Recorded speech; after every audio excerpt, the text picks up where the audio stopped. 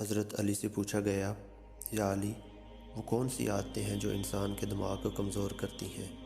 تو حضرت علی نے فرمایا، اے شخص، جو انسان ان 4 عادتوں کو اپناتا ہے اس کا دماغ کمزور ہو جاتا ہے۔ پہلی، بار بار تیز آواز میں سنتا ہو یا بار بار زور زور سے بات کرتا ہو۔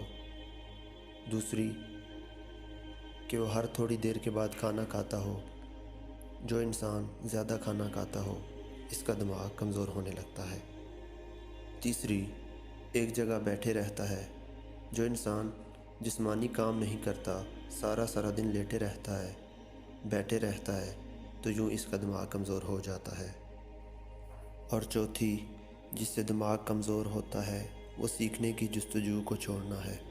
یاد رکھنا، جو انسان سیکھنے کی کوشش کو چھوڑ دیتا ہے اور یہ سمجھنے لگتا ہے کہ اسے سب کچھ آ گیا، تو اس کا دماغ کمزور ہونے لگتا ہے، اور وہ طاقت جو اللہ نے دماغ کو بخشی ہے اس سے دن بدن محروم ہونے لگتا ہے۔